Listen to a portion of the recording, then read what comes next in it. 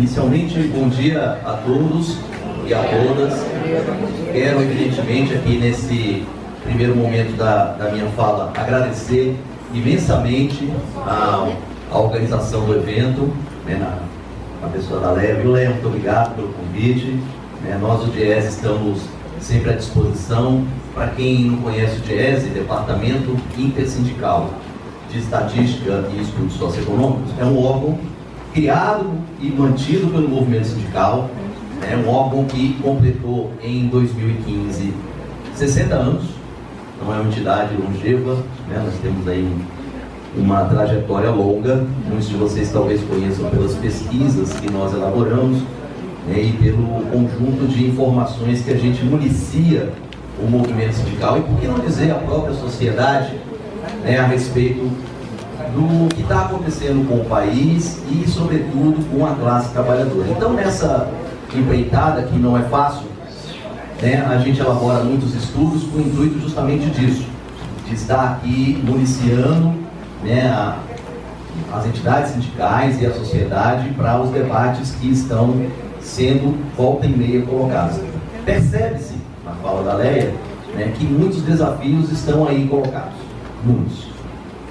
A história, tanto do setor público como do setor privado, você tem um conjunto de PECs, iniciativas que estão partindo do Executivo, iniciativas que estão partindo do Legislativo e também do Judiciário, que são extremamente importantes serem debatidas com a sociedade, são de extrema relevância que elas possam vir a público em eventos como esse e outros, e o DIEESE tem feito muitos com várias entidades sindicais, tanto no setor privado como no setor público, para conscientizar e trazer para todos um debate que eu considero positivo, informações para que nós mesmos possamos ver a partir dos números, a partir das informações, das análises que estão sendo colocadas para a sociedade, porque assim, eu trago um conjunto de informações que nós consolidamos, nós do DIEESE.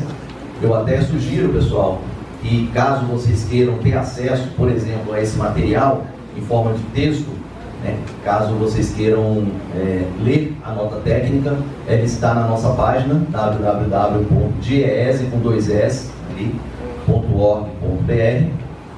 E não só essa nota que esclarece a questão da PEC 241, que está com uma nova numeração, porque ela passou pela Câmara e agora está nos trâmites no Senado. Ou seja, que trâmites são esses? Estão nas comissões que estão discutindo a questão da constitucionalidade dessa PEC, os aspectos econômicos dessa PEC, os aspectos jurídicos e, por que não dizer, sociais.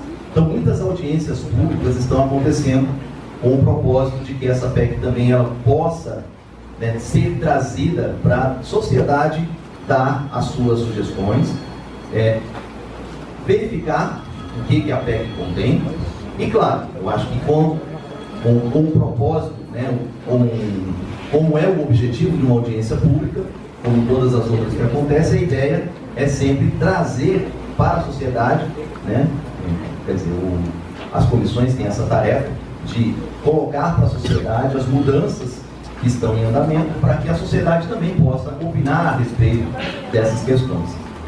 O que nós temos percebido nas audiências públicas que nós temos participado e que nós somos chamados também para opinar, várias entidades estão sendo chamadas, evidentemente, inclusive o próprio governo, e vou até salientar durante a minha fala que alguns órgãos do governo também estão sendo muito críticos em relação a essa PEC, porque aqui nós vamos colocar algumas informações, alguns dados, algumas reflexões do DIEESE, mas tem muitos órgãos que estão também se debruçando, estudando, analisando e verificando quais são os reflexos dessa PEC, não apenas para servidores, não apenas para a área de educação, não apenas para a área da saúde, mas para a sociedade como um todo.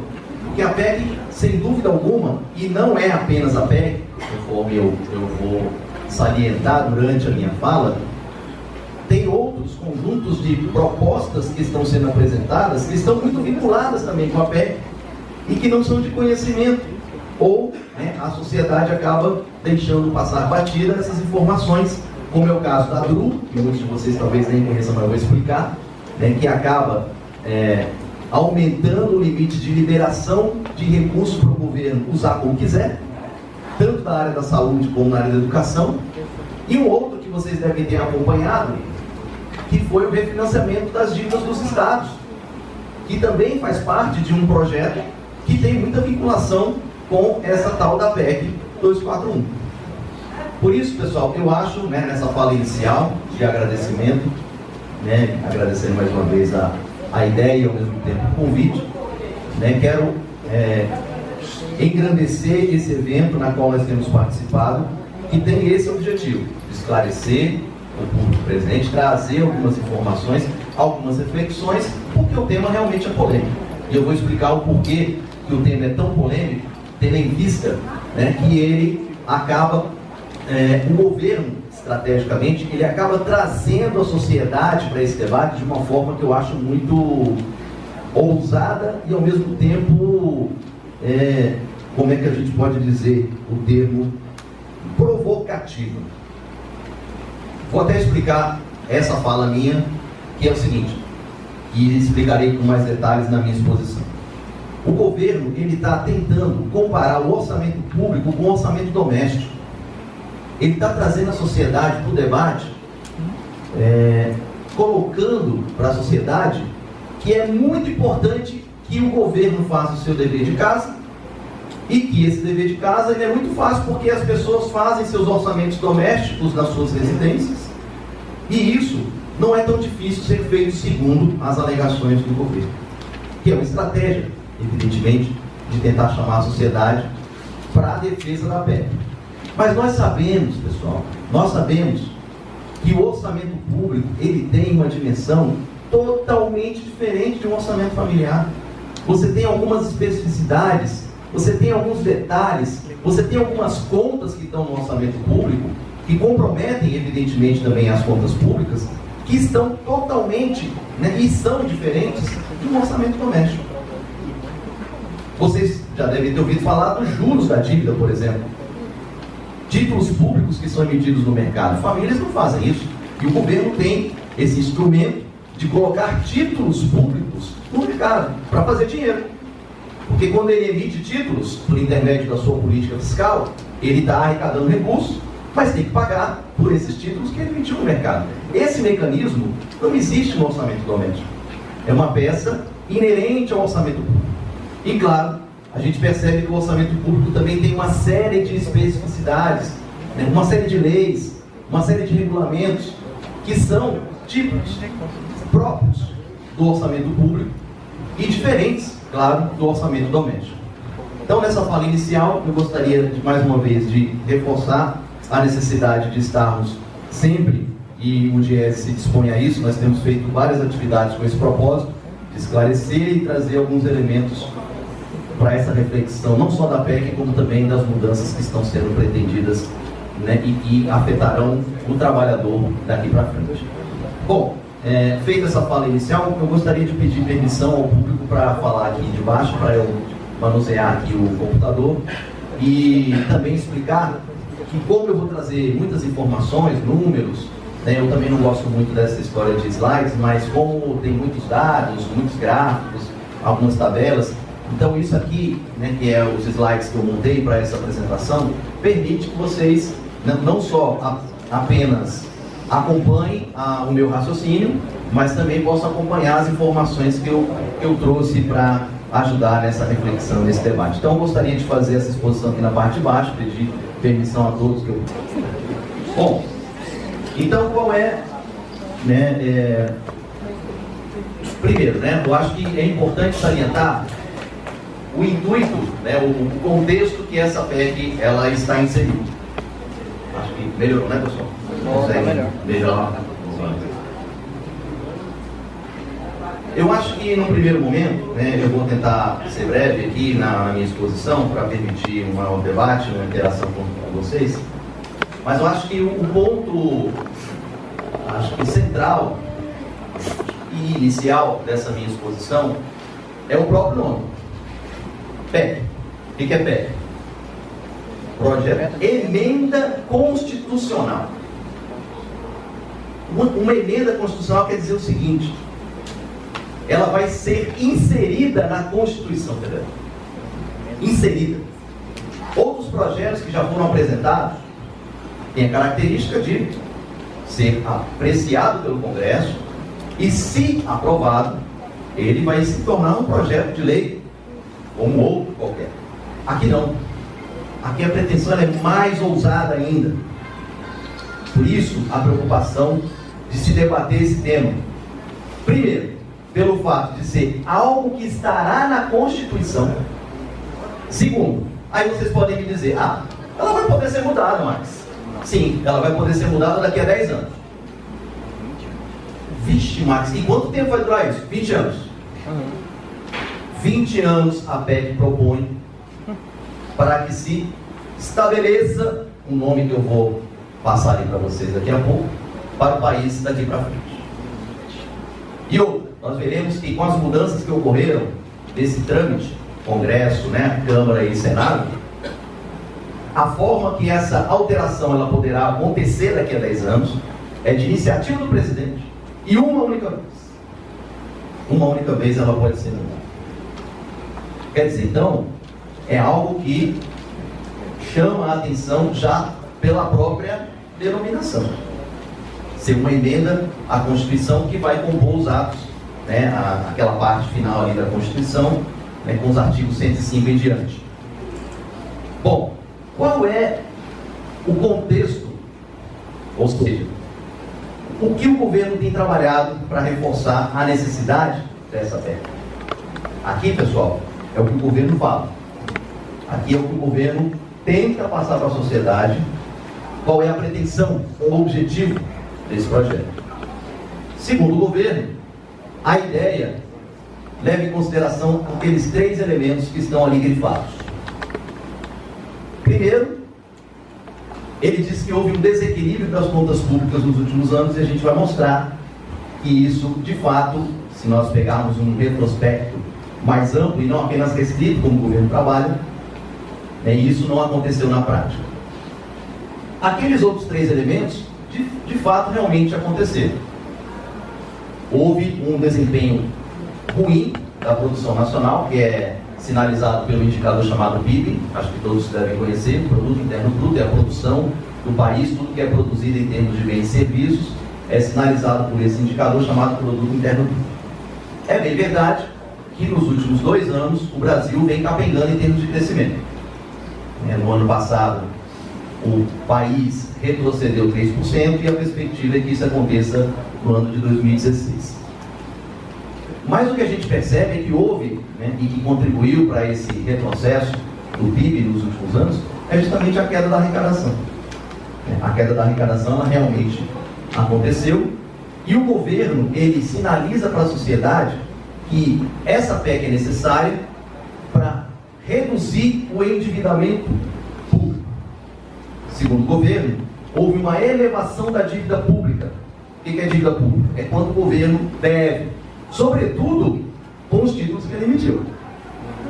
Então, o endividamento público é, na verdade, quanto que o governo, União, Estados, inclusive o município, se a gente pegar o dado mais abrangente de dívida pública federal, o governo sinaliza que houve esse crescimento do endividamento, e vou mostrar e salientar que estudos do Senado, da consultoria do Senado, desmistificam essa informação. Mostram justamente um outro lado, diferente desse crescimento tão significativo que o governo fala que ocorreu nas contas públicas. A começar do próprio gráfico que eu vou mostrar aqui agora. Esse gráfico, pessoal, ele procura mostrar e traz como uma das principais conclusões aquilo que está naquele quadrinho vermelhinho ali, ó. Acho que todos conseguem ver, né? O quadrinho vermelhinho. Sim. Olha o que está dizendo ali, ó. A expansão das despesas primárias não esteve descolada do aumento da receita total do governo. O que isso quer dizer?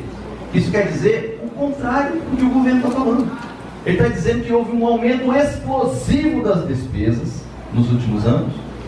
Claro que aqui a gente percebe que aquele que deu uma caidinha é a arrecadação primária, mas aconteceu principalmente 2014, 2015, mas em todos os demais anos em análise ela é mais abrangente. Olha só, ela vai desde 1998, aquele gráfico mostra a evolução desde 1998 até 2016.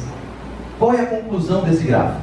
Não precisamos entrar no mérito desses números necessariamente, mas caso queiram, posso passar todas as informações de como nós construímos, não só esse gráfico, como também todos os demais.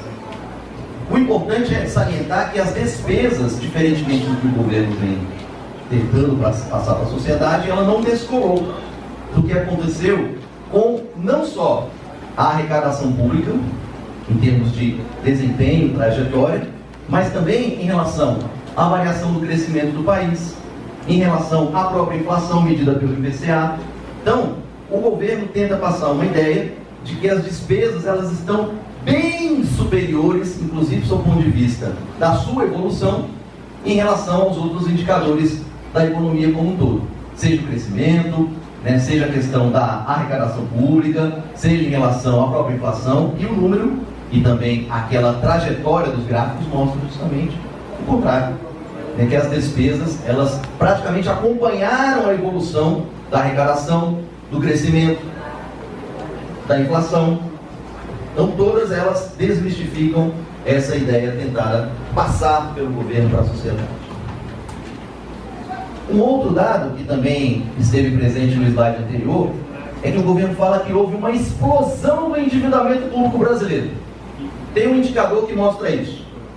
Esse indicador, que é calculado pelo IBGE e também controlado lá monitorado pelo Banco Central, chama-se dívida pública federal. O que é essa dívida pública federal? É quanto os entes da federação devem. É a famosa dívida interna e a famosa dívida externa. Hoje o Brasil tem uma dívida interna maior do que a dívida externa. O que é dívida interna? É quanto o governo deve para alguém aqui dentro. Mas deve para quem?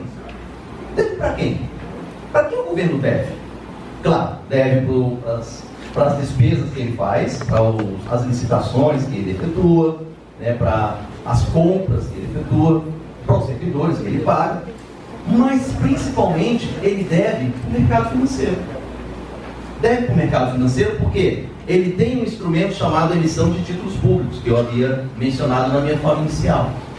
Esses títulos é um instrumento que não é só o Brasil que tem, todos os países têm esse instrumento, bem verdade. É um instrumento de política fiscal, um instrumento de política da arrecadação e das despesas públicas que todos os governos fazem para fazer caixa. Mas como que o governo faz caixa? Ele emite um papel, esse papel é comprado por qualquer um, mas sobretudo pelo sistema financeiro, mas para que ele seja comprado, adquirido no mercado financeiro, ele tem que ser algo atrativo, não acha?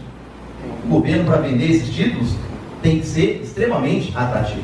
E uma forma de possibilitar que isso se torne atrativo é cobrando uma taxa de juros diferente das outras modalidades de aplicações financeiras existentes no mercado financeiro, como a caderneta de poupança, como qualquer outro tipo de aplicação que hoje exista no mercado financeiro. Então os títulos públicos hoje são extremamente atrativos. Qualquer pessoa pode comprar um título público. Acima de R$30, qualquer um de nós pode adquirir um título público do governo. Ele tem tornado essa peça algo popularizado. Popularizado quer dizer que qualquer um realmente pode adquirir e aplicar no mercado financeiro. Mas somos nós que aplicamos no mercado financeiro, e se aplicarmos, o volume de recursos é tão expressivo assim, pessoal. Estou lá. Quem lastreia as operações praticamente do que faz, quer dizer, vincula os seus empréstimos a alguma garantia, é o setor financeiro. Por isso que se fala muito que essa PEC também beneficiará e muito o setor financeiro. Porque tem esse lado dos títulos públicos, que hoje tem uma rentabilidade superior a qualquer outro tipo de aplicação, e também tem uma outra modalidade que requer um estudo mais pormenorizado, que está previsto em um dos artigos lá da PEC, que são as empresas estatais não dependentes. Que isso requer um estudo um pouco mais detalhado, pormenorizado, quais os reflexos que isso pode ter também como ganho para o mercado financeiro de uma forma geral. Então, voltando ali ao slide, percebam bem, o governo fala que a dívida pública federal ela explodiu. Duas considerações importantes. Ali entre 2006 até 2014, a dívida aumentou? Não. Ela saiu de 55% para 51%. Nesse momento atual, sim. No momento atual, em função daqueles elementos que foram salientados, queda da arrecadação principalmente, né? E o crescimento do país é importante, não apenas para revitalizar esse aumento da arrecadação, mas também para contribuir para essa redução no endividamento público. Mas dois detalhes importantes. Um estudo feito pela consultoria do Senado mostra que os maiores níveis de endividamento público federal não aconteceram em nenhum desses momentos aqui. Aconteceu justamente na época do Fernando Henrique Cardoso. O estudo mostra isso. Podem entrar na página do Senado, consultoria do Senado, estudo feito pela consultoria, demonstra que essa explosão do endividamento, né, ela não aconteceu nesse momento, mas em outro momento. E mais, se nós compararmos aos níveis de endividamento público brasileiro com outros países, em níveis internacionais, o estudo também mostra que o nosso endividamento não é tão alto assim. Mesmo porque, na situação que somos, pessoal, Brasil é um país desenvolvido, que tem nenhuma desigualdade social, em que não se requer o papel do Estado como um amenizador dessas desigualdades sociais. O Brasil é isso? Não é. Então, por isso se reforça, e por trás da PEC tem um debate também de importância relevante, é até que ponto o Estado interferirá mais ou menos, como é o caso da PEC, na vida das pessoas, na vida da sociedade. Porque muitos de nós reclamamos do Estado o tempo todo. Muitos de nós talvez até falemos mal dos serviços públicos, mas ele esteve presente em muitos momentos da sociedade, inclusive no retrospecto que nós faremos aí, em que nós tivemos um aumento na quantidade de campos, né, e também de universidades federais. Se isso tivesse, se a PEC estivesse figurando nesse período, conforme vou mostrar, algo desse tipo não poderia acontecer, porque estaria limitado, os gastos estariam limitados.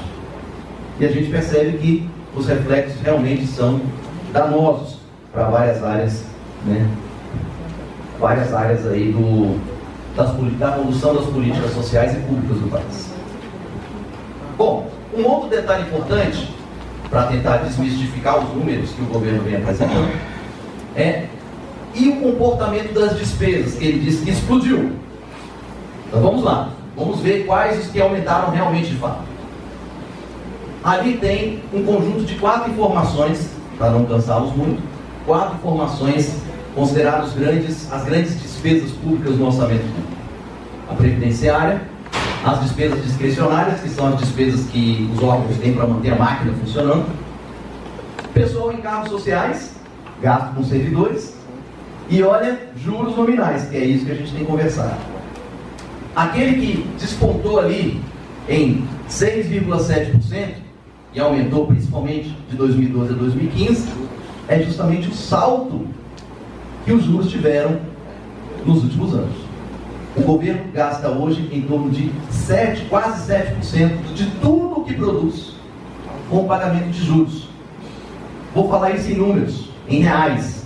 Isso representa, dependendo do ano, saiu o último levantamento do Banco Central, o governo pagou em torno de 300 bilhões de reais com juros da dívida. Mas para onde vai esse dinheiro? Mercado financeiro. Para honrar os compromissos dos títulos que foram emitidos pelo governo no mercado. Mas o governo fala que as despesas com o pessoal também comprometeram as contas públicas. E a análise, pessoal, geralmente quando o governo ele faz análise das contas envolvendo as despesas do pessoal, ele pega os valores nominais, os valores em reais. Os valores em reais cresceu mesmo, como todos aqueles itens ali em reais cresceu. Ele teve reajuste todos os anos, independentemente do percentual, mas eles tiveram um crescimento todos os anos. Então, em termos nominais, em termos de reais, todos eles, inclusive, despesa com pessoal, cresceram nos últimos anos. Mas acho que um comparativo importante que deve ser feito e que é levado em consideração também para efeito de comparabilidade do comportamento das despesas públicas é comparado com alguns outros indicadores. Nós fizemos com dois. Primeiro, comparamos a evolução da despesa com o pessoal. Lembrando, o que é despesa com o pessoal? É os gastos que o governo tem com o pessoal. Salários, gratificações, se for o caso, né, e etc. O vermelhinho é o que justamente mostra a evolução dos gastos com o pessoal. Não sei se todos conseguem ver aquele vermelhinho que está praticamente estabilizado. O vermelhinho mostra que, diferentemente do que se tenta passar para a sociedade, que os vilões das contas públicas são os servidores públicos, não, pelo contrário. A gente percebe ali, ó, que os gastos com o pessoal em cargos do ponto de vista federal praticamente manteve-se em 4% do produto interno bruto. Quanto é que eu falei que foi dos juros? 6,7%. Quanto que é com o servidor? 4%. E aumentou? Pelo contrário, caiu. Era 4,5% lá atrás. E praticamente se manteve no decorrer de praticamente todos os anos. Uma outra comparação interessante, já que servidores públicos estão muito relacionados com o tal do princípio da legalidade, né? Então, a nossa vida é muito regida por leis, por regulamentos, decretos, né? A própria negociação do setor público, que ainda não ocorre em termos de processo, ela está muito vinculada a alguns elementos que estão na Constituição Federal, que é a LDO, a LOA e a própria PPA, né? Falando dessas siglas, Plano Plurianual, que é o de 4 anos, a Lei de Diretriz Orçamentária, que é a obrigação do Executivo mandar para o Legislativo a peça, as diretrizes para a elaboração do orçamento do ano que vem, que deve ser apresentada até meados ou final de abril, e a Lei Orçamentária Anual, que tem que ser apresentada até 31 de agosto. Então, essas peças são elementos constitutivos do processo de negociação coletiva do setor público, e claro, acho que uma peça que todos também têm ciência e que faz parte desse conjunto de elementos, componentes do chamado princípio da legalidade, é a Lei de Responsabilidade Fiscal, a Lei Complementar número 101 de 2000, que estabelece, dentre outras coisas, dentre outros limites, estabelece o quanto que estados, municípios e União podem gastar com despesa de pessoal em relação à receita corrente líquida. E esses limites, no âmbito federal, é de 50%. 50% é o limite que a União pode gastar com servidores públicos, né, com despesa de pessoal. E olha lá, pessoal, esse aí é um retrospecto pegando desde 1995. Mais abrangente ainda. Desde 1995 até 2015, nós temos lá a comparação de quanto o governo gasta, despesa de pessoal, em relação à receita corrente líquida, que é o estabelecido na Lei de Responsabilidade Fiscal. Lembra que eu falei qual é o limite? 50%. Estados e municípios, 60%. União pode gastar 50%. Em 2015, e olha que nós tivemos períodos em que o gasto foi menor, naquela época lá do início, não sei se alguém lembra, mas era uma lei diferente da atual, a Lei Camata, que estabelecia que o percentual era 60% e não 50%. E ainda assim, o limite estava abaixo da antiga Lei Camata de 60%, que era lá atrás. Hoje são 50%, como eu disse, que é a Lei de Responsabilidade Fiscal. Mas em 2015, o gasto que o governo teve com o pessoal, em relação à receita corrente líquida, que é a metodologia estabelecida pela Lei de Responsabilidade Fiscal, 37%. E lá, na Lei de Responsabilidade Fiscal, no seu artigo 19, são estabelecidos os percentuais para cada poder. Quais são os poderes, né? Executivo, Legislativo e Judiciário. E se nós pegarmos os gastos que se tem com o Poder Executivo, aí que o limite fica bem abaixo mesmo dos 50%. Olha lá. Se nós pegarmos de 2006 até 2015, verifica-se que os gastos do Poder Executivo em relação à Lei de Responsabilidade Fiscal estão em 26%. ou seja, abaixo dos limites estabelecidos pela própria lei. Então, enquanto o governo ele tenta comparar a evolução em termos de reais, em termos nominais das despesas públicas, tentando, evidentemente, passar para a sociedade que ele está gastando mais com servidores públicos, né? Aqui os números mostram, a partir de várias comparações diferentes, mas ao mesmo tempo utilizadas como forma de verificar a tendência e o comportamento dessas despesas, né? A gente verifica que em relação ao produto interno, a tudo que se produz no país, e em relação à lei de responsabilidade fiscal, diferentemente do que se tenta passar, servidor público é vilão das contas públicas? Não. Do ponto de vista federal, a gente percebe que há uma relação inferior, né? Inclusive no estabelecido na lei de responsabilidade fiscal. Bom, esse é o contexto. Essa é a análise, vamos dizer assim, dos principais elementos que compõem a tal da PEC. Mas o que é, na verdade, essa PEC? Claro que aqui eu não vou ter a pretensão de esmiuçá-la no seu todo, né, de forma completa, mas trazer alguns elementos importantes dessa PEC para o entendimento de vocês. O que é essa PEC? A PEC, ela limita, ali tem um detalhamento, caso vocês queiram acompanhar, né, ali tem uma explicação resumida do que é essa PEC. A PEC que ela faz? Ela pretende limitar o crescimento da despesa primária da União no prazo de 20 anos, de 2017 até 2036. Longo, hein, pessoal? 20 anos. Muita coisa, né? E aí, conforme a variação do índice de preços ao consumidor amplo do ano anterior. Houve uma modificaçãozinha, né? 2017 vai ser incrementado ou aumentado com 7,43%, com a mudança que teve lá da Câmara para o Senado, mas, posteriormente, o indicador que será utilizado para efeito de, entre aspas, congelar as despesas primárias daqui para frente, é utilizar esse indicador do IBGE chamado IPCA, que, por sinal, né, é um índice de inflação oficial divulgado pelo governo, né, que tenta ilustrar quanto que os preços cresceram, né, em cada mês ou em cada ano. Olha só, pessoal, o que a gente está verificando como pretensão dessa PEC é que os valores fiquem apenas limitados ao crescimento dessa variação do IPCA daqui para frente.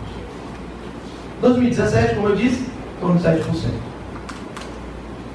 O governo e também o Banco Central, eles trabalham toda segunda-feira, e também as próprias peças orçamentárias, elas trabalham com o que a gente chama de cenário previsto daqui para frente, para a elaboração do orçamento. Porque o orçamento ele envolve o lado da receita e o lado da despesa, e tanto um como o outro, eles estão muito relacionados a alguns indicadores importantes da economia. Inflação, crescimento do salário mínimo, crescimento da massa salarial, né, crescimento do dólar, todos esses elementos influenciam o orçamento público, sem dúvida alguma. E o governo sempre trabalha com estimativas. Quanto que o governo trabalha daqui para frente com esses principais indicadores? O governo está trabalhando com a ideia de que a meta de inflação a partir de 2017 ela venha a ser cumprida. A meta de inflação, pessoal, é quanto o governo pretende que a inflação fique, que aquele IPCA fique. E o IPCA previsto para 2017 e os próximos é 4,5%. 4,5%, que é a meta de inflação, que é o instrumento de política monetária do governo. Mas quer dizer então que daqui para frente, 2018 em diante, as despesas primárias vão crescer aproximadamente 4,5% todos os anos? É o que está escrito ali. É o que está escrito. 4,5%. E todos os outros setores. Antes, pessoal, essas regras, elas se limitavam apenas ao poder executivo. Agora não. A PEC é mais abrangente. Ela pega todos os entes, quer dizer, todos os poderes, e mais, pega ainda alguns órgãos que tinham ficado de fora em outros momentos. Então entra Poder Executivo, Poder Judiciário, Poder Legislativo, Tribunal de Contas, Ministério Público da União. Todos esses órgãos, Defensoria Pública, eles deverão observar o que está previsto nessa PEC. Tem algumas exceções. Algumas exceções que estão previstas lá em um dos artigos, entre eles o repasse de recursos para estados e municípios, né, que é algo dentro da Constituição que é importante.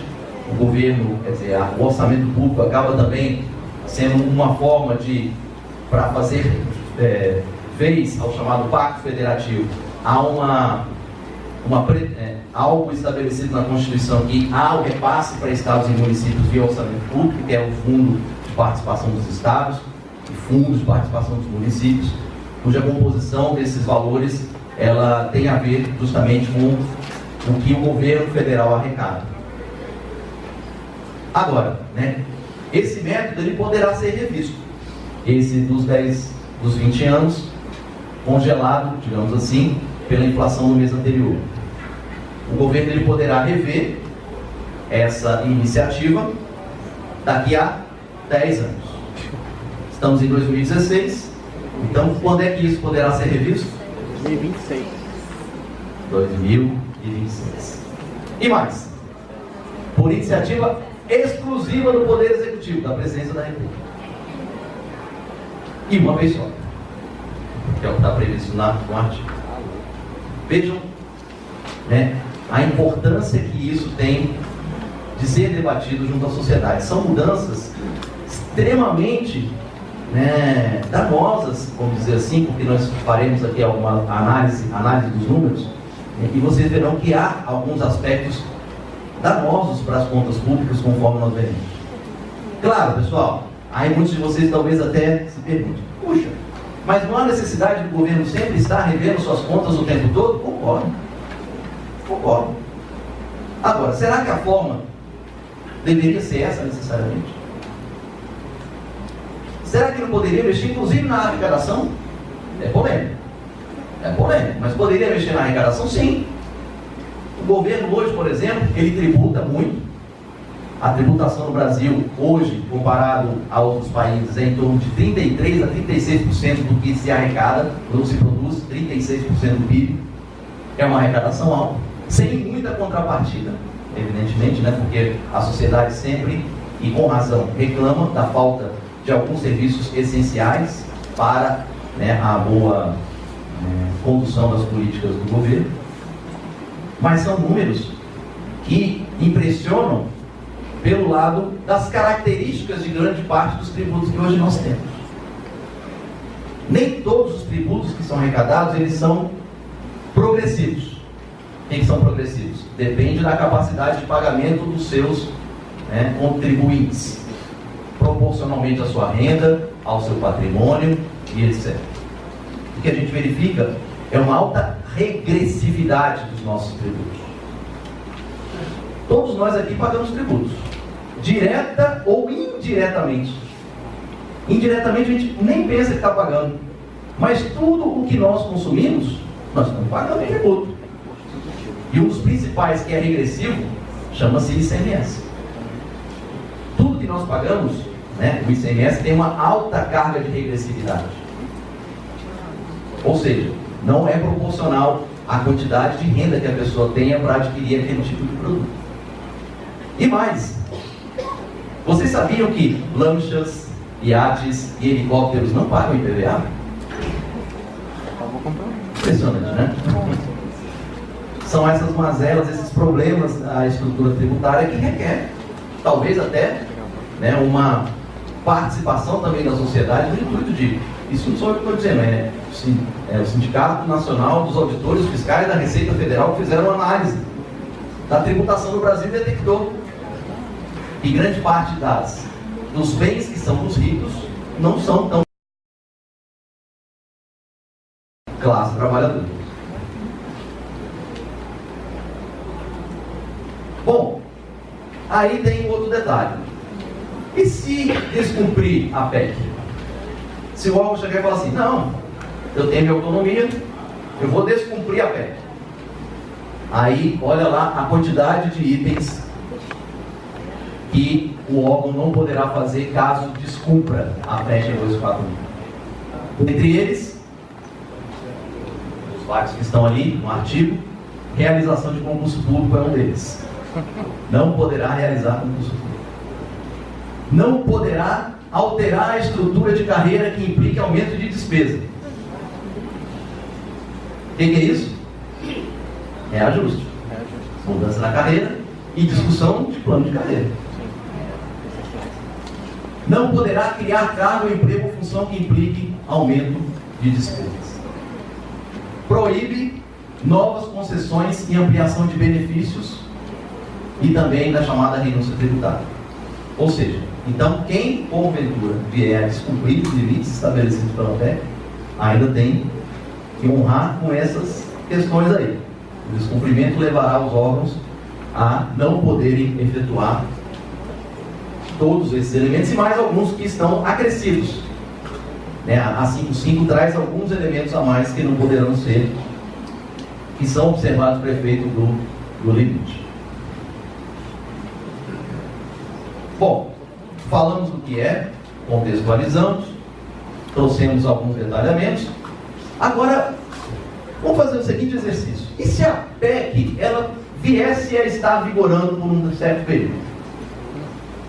Se nós voltarmos lá atrás e fizermos assim, se a PEC, ela estivesse vigorando a partir de 2002, como é que ficariam as contas públicas nos próximos 10, 20 anos? Foi esse exercício que nós fizemos, tanto em relação à educação, como em relação à saúde. Ou seja, pegamos o orçamento público, o que foi executado na parte de educação, na parte de saúde, e aplicamos o que está previsto na PEC. Reajuste todo ano pela inflação do ano anterior. Olha o resultado. Esse aqui é a função educação no orçamento da União. Ou seja, tudo que se gasta com educação no orçamento público, claro, que tem todas as especificidades que a gente não entra no mérito ali, a gente pega só a função mais geral, é o gasto de educação. E aí nós fazemos ali, ó, se a PEC ela vigorasse a partir de 2002 até 2015, e se aplicássemos essa regra em 2003, 2004, 2005, 2006 e aí por diante, né? Ali, pessoal, na primeira coluna, são as despesas que realmente aconteceram, que está lá no orçamento.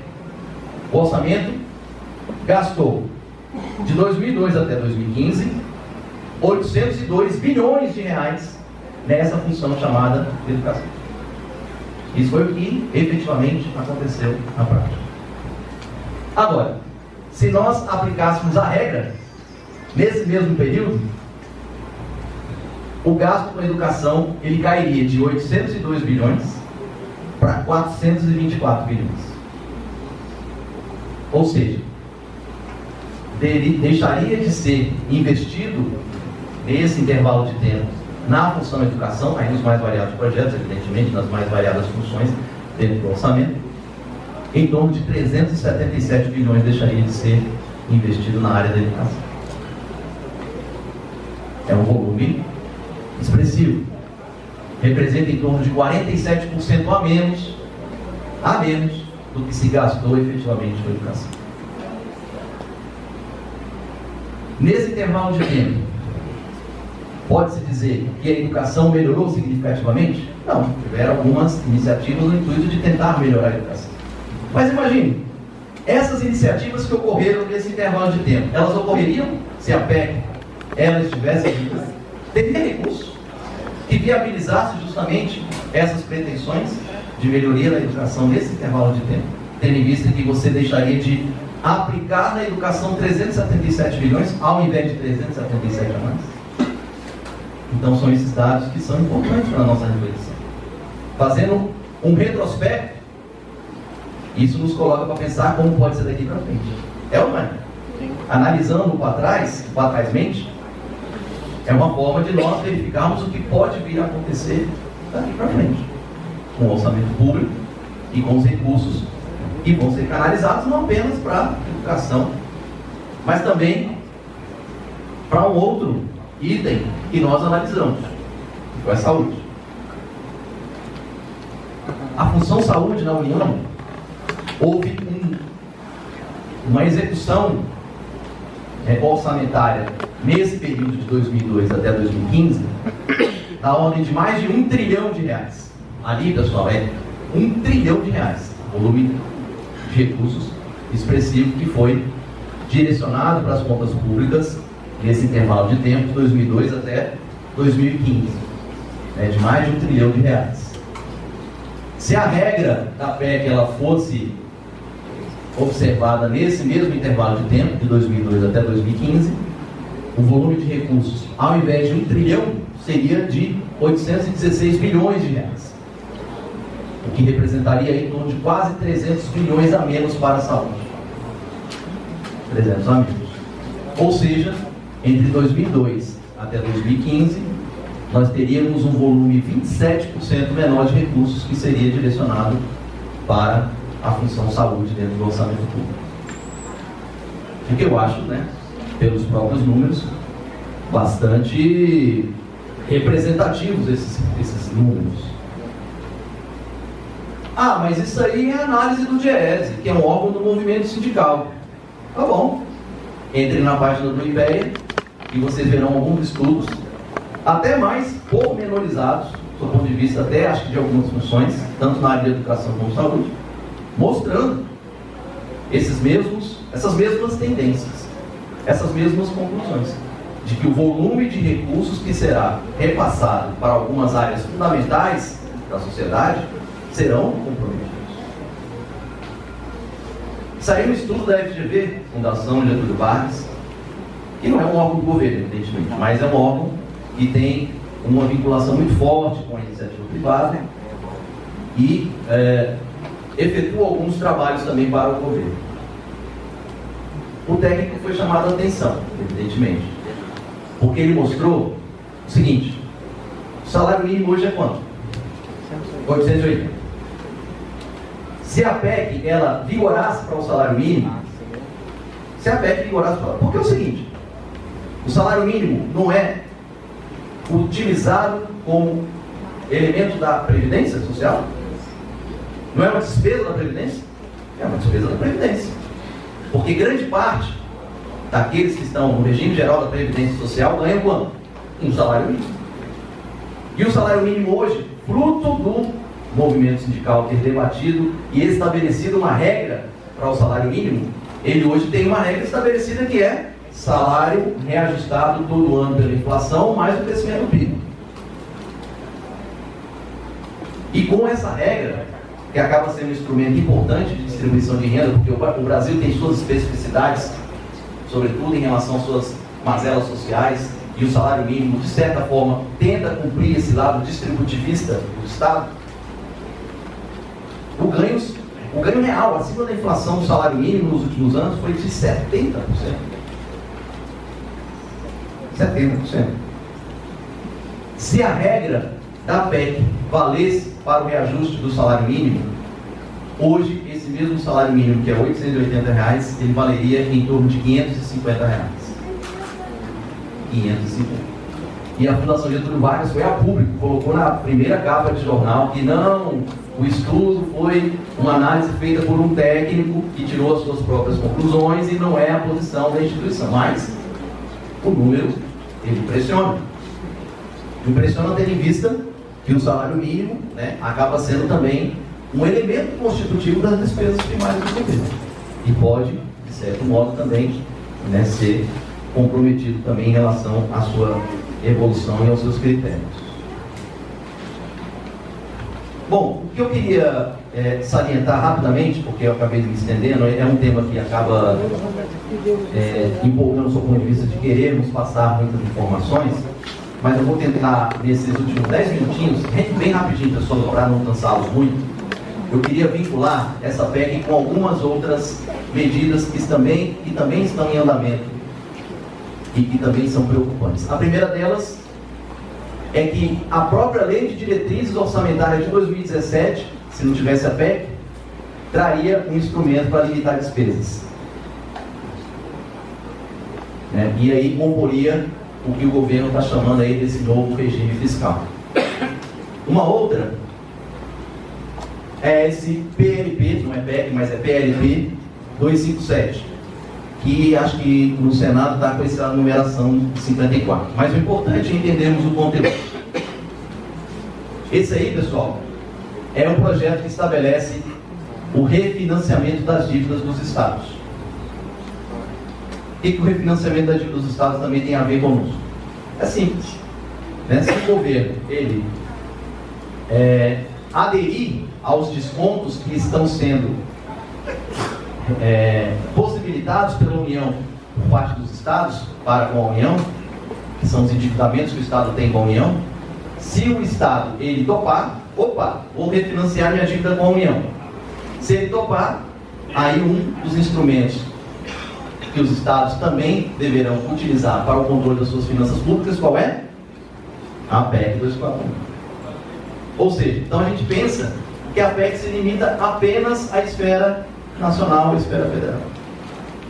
Mas, dependendo das interpretações que nós façamos em relação aos demais projetos, a ideia é que elas se disseminem, ela seja uma prática a ser adotada também em estados, e por que não dizer, talvez, 5.565 municípios brasileiros.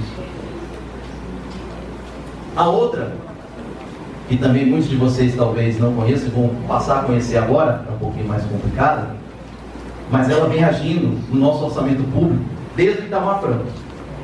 Desde a época do Itamar Franco isso existe no orçamento público. Existe de que maneira? O governo ele pode pegar 20% do orçamento e usá-lo da maneira que lhe convier.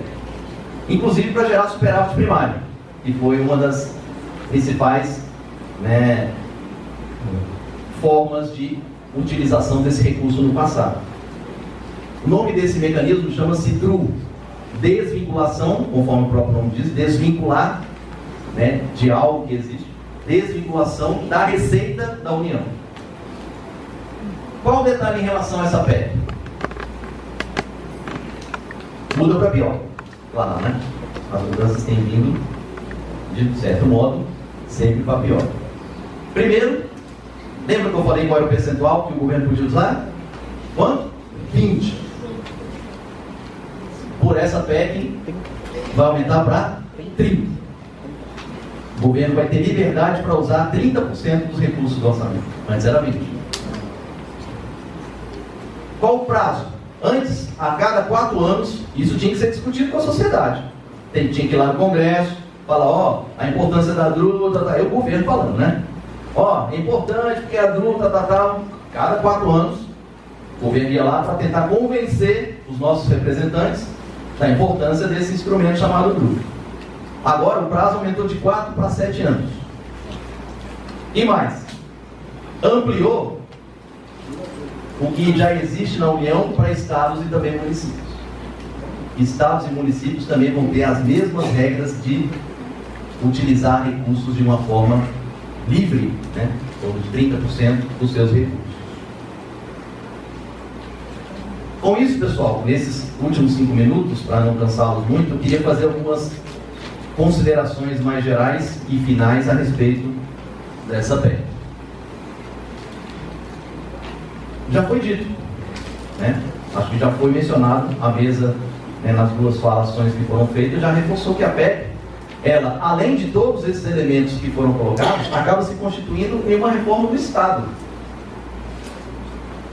É o Estado se tornar pequeno a cada ano.